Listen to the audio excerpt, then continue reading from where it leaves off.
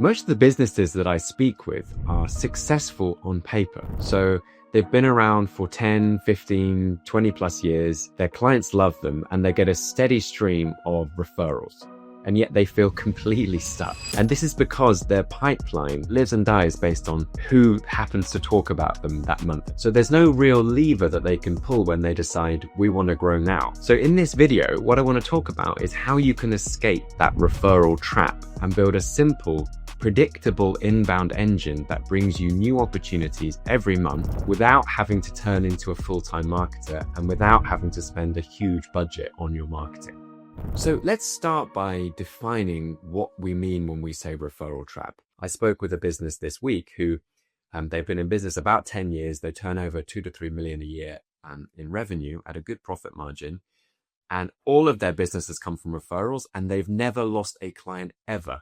So they've never parted ways with a client in 10 years, which is absolutely amazing. But the problem is they're still coming to me because they want to grow and they don't know the next steps in terms of how to unlock that next level of growth. And this is the difficulty with referrals, because as a growth strategy, there's three big problems with that, right? Firstly, they're not predictable. You don't know how many referrals you're going to get. They're not controllable, so you can't get more of them if you want more of them, and you can't scale them on demand. And so emotionally, what this looks like in practice is you often get kind of feast and famine months. So some months where you get a whole bunch of referrals, maybe at certain times a year. And then other times of the year, it's very quiet. And that's quite stressful and concerning. Also, there's no lever that you can pull to say like, look, I just want to get more referrals. I'm going to pull a lever. It doesn't really work like that in most cases. And then finally, the worst part about it, I think, is just the sort of stress and anxiety that gives people. You're always kind of worried about what happens if these referrals don't keep coming and then they dry up. And it's a little bit like the weather. I mean, I live here in London. The weather is very changeable, as most people know. And I'm really grateful when the weather's good. So when it's sunny, I'm really happy, yeah? But I can't control when the sun comes out. So in my opinion, real growth happens when you say, we want to sign 5 new customers this month or 10 new customers this month. And in order to do that, we need to have 20 sales conversations, and we know exactly how much it costs us to have a sales conversation. And so we know exactly what to do to get those 20 new sales conversations, which will lead to the 5 new customers.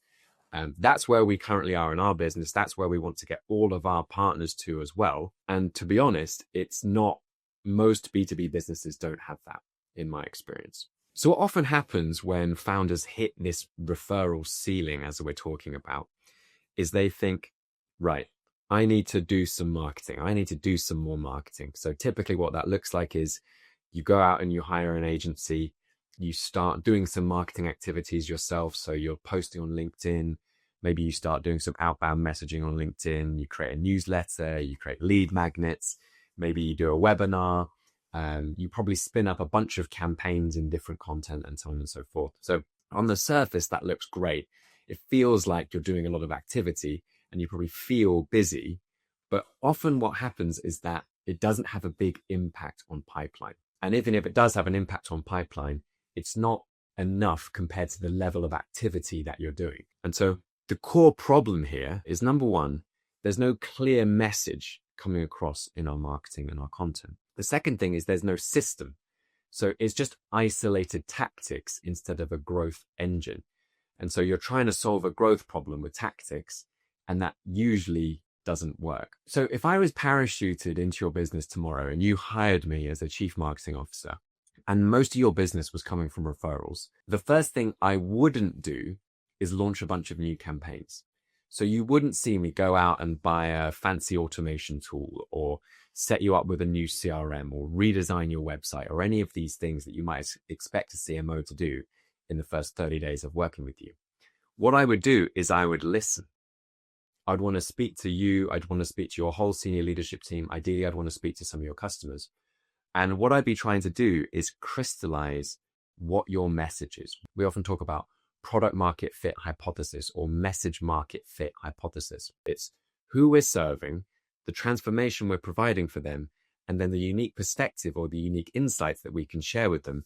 And their kind of the insights are the beliefs that they need to adopt before they will ever buy from us. Because remember, the most important thing is the message, right? That is the MVP of any growth or marketing engine, is your message.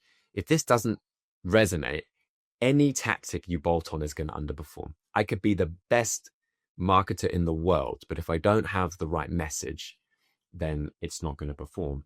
And if you do have something that really resonates, basically everything you do is going to perform, and it's going to significantly multiply everything else that you're doing within your marketing system.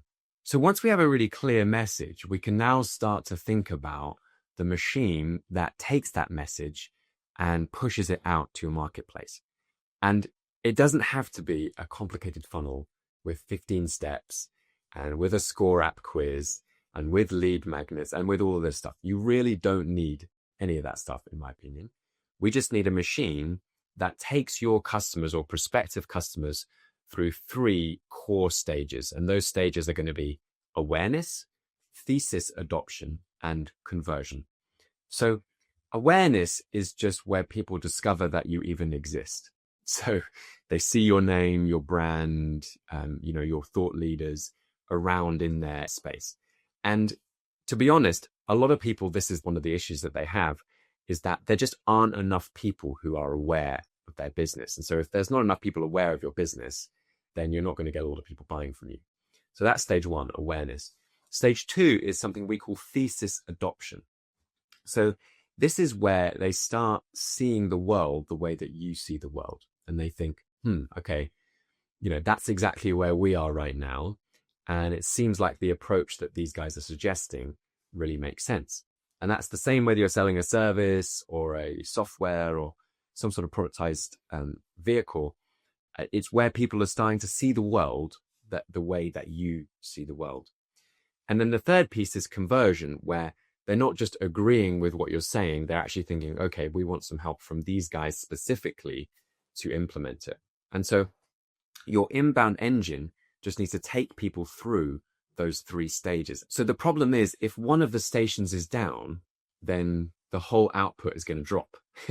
So like if your awareness is weak, nobody is going to enter your factory. You're just not getting enough raw materials into the top of your funnel or into your factory. If the thesis adoption portion of the system is not working, then people will know that you exist. They'll be aware of you, but they're not really going to get you. They're not going to buy into your worldview and ever end up buying from you. And then thirdly, if your conversion piece is weak, you're going to get a lot of people interested, but no actual revenue. So no actual cash at the end of the day. In my experience, it's usually stages 1 and 2 where there's a weakness. So either not enough people know that you exist yet, and or people don't buy into your thesis. They don't really get your organization and how you could potentially help them. For most businesses I speak with, if I was to bring you a load of people who were aware you existed and had bought into your worldview, then you would probably be closing these people at relatively good percentages. So escaping this referral trap, it just means you're not waiting for someone else to talk about you. You have a machine that does this. And this machine acts like your referral engine, but you do it with content rather than with individual people recommending your service. So for a lot of our partners and for our business, the system looks something like this. It's thought leadership style content on a platform like LinkedIn, for example. And then usually we're including long form content in that as well. So if they want to, people can go into some real depth and start to really understand how you think and how you see the world. Often we will bolt on potentially a second channel. So if you're on LinkedIn, you might want to look at YouTube, you might want to look at adding an email newsletter. And then there just needs to be a clear path from that content to working with you. So ideally, they go to your website, you have some assets that clearly articulate who you are, how you can help them, how you can solve their problems, and then ideally some strong case studies that basically just take someone from that thesis adoption and kind of awareness into wanting to actually speak with you. So with a few channels done well with a great system and not sort of random activity, you can see amazing results. And often what we're doing when we come in and work with a company is we're actually stopping a whole bunch of the stuff that they're doing because it's not leading to real results. And my bet is that you could probably do less from today and achieve far better results.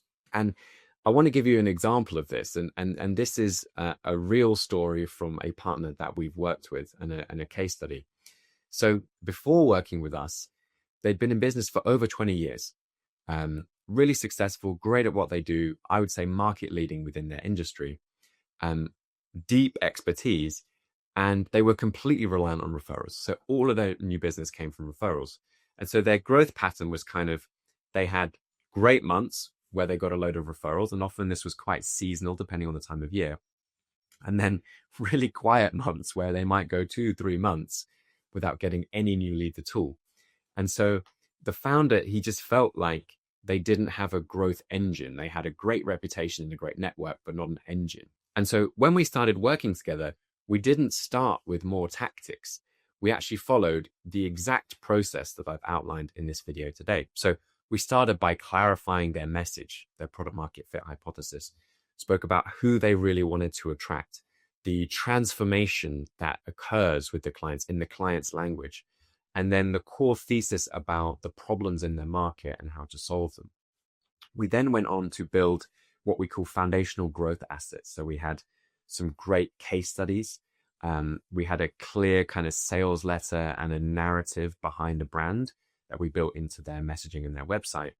And then just a really simple sales process, which involves taking consultations with prospective clients and turning them into paying customers. So we then turned that into a growth engine with consistent content, with consistent messaging, walking people through that 3-step process. And fast forward now to 3 years into the partnership, they still do get referrals, and that's great. But more importantly, every month they have a full pipeline of inbound leads that are kind of ready to close. And the leads are understanding who they are, how they can help them. They've seen the case studies, and often they're pretty far along in the buying journey by the time they end up speaking with them. So this is not about changing the core business that they were doing. Like, they already had a great business. They were great at what they do. But what we've basically done is we've come in and we've built them a growth engine on the front end of a great business, because no amount of growth engine is going to solve a business that's not good, right? And when you apply, you add a fantastic growth engine to a fantastic business, you unlock significant scale. And that's exactly what has happened in this case. So you're probably listening to this and you're thinking, yes, that's us. We've built a great business. We are reliant on referrals, and we don't really have a growth engine. So what I wanted to do is just give you a simple 90-day plan to address this, to change that.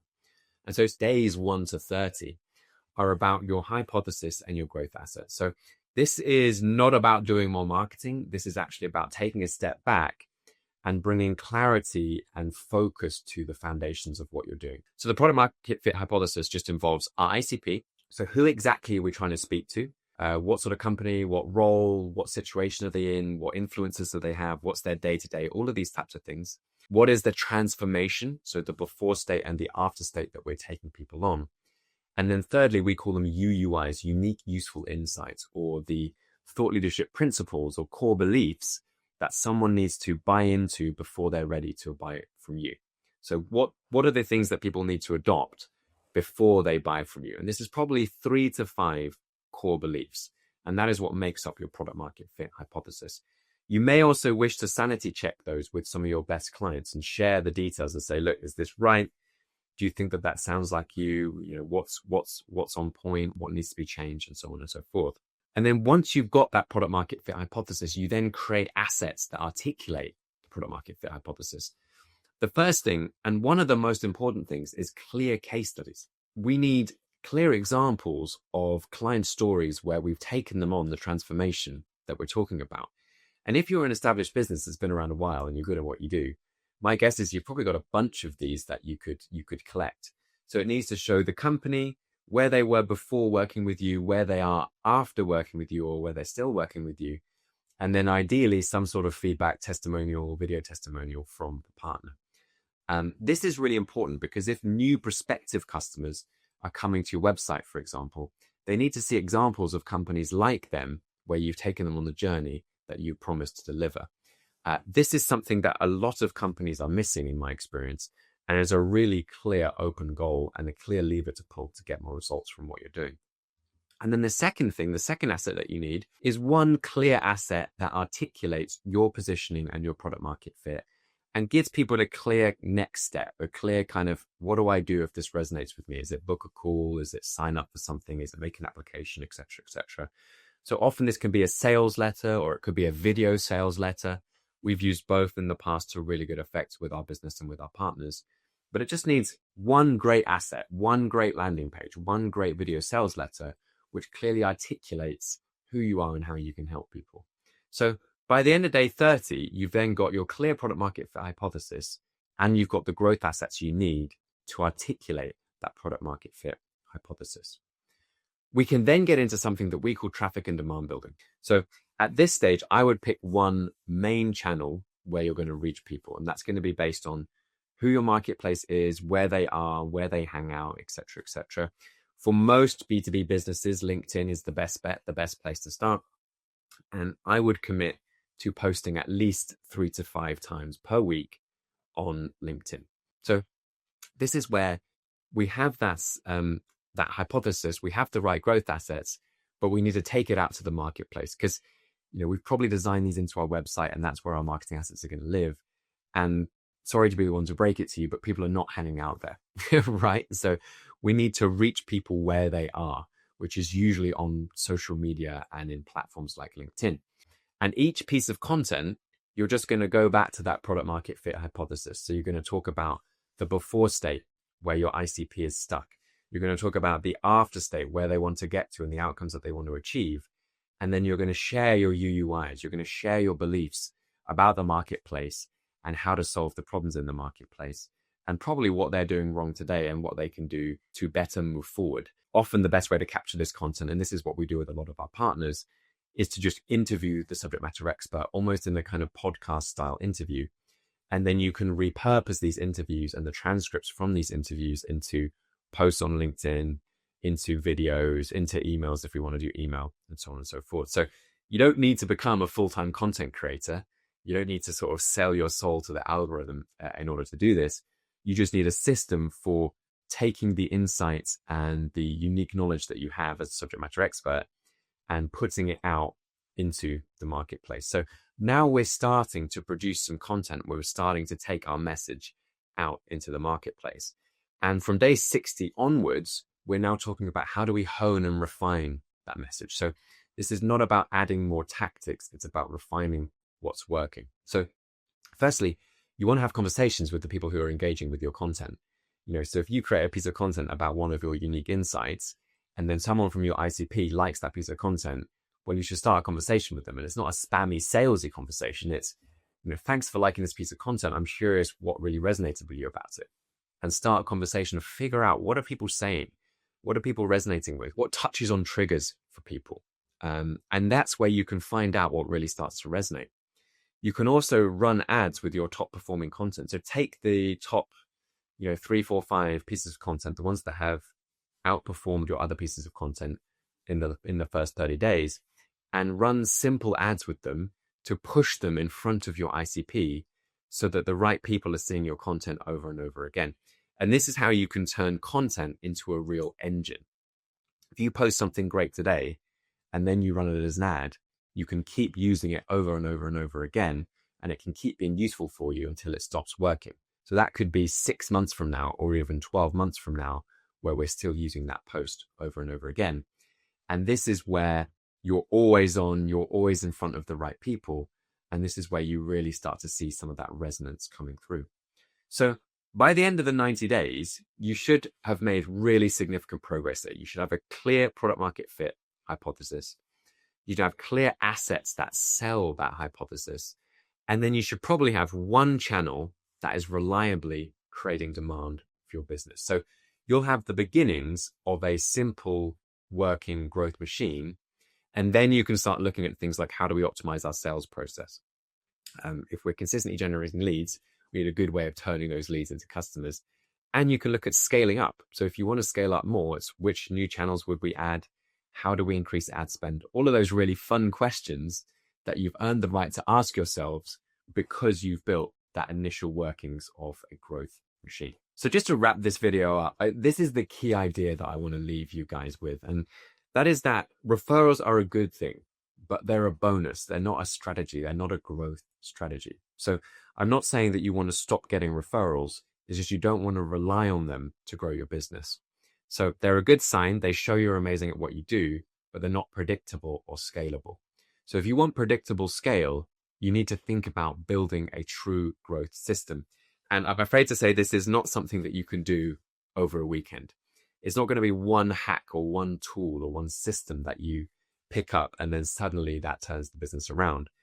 But in 90 days, 3 to 6 months, you can definitely go from having no engine at all to having a simple, predictable, working growth system that brings you inbound opportunities every single week.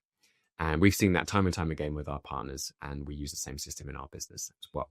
So if you want some help building that engine or talking about, your business, and I can do a deep dive on your business, there'll be a link somewhere here. You can book in a call directly with me and we can talk about it. Either way, I hope this has been a really useful video, and I will see you in the next one. Thank you very much for watching.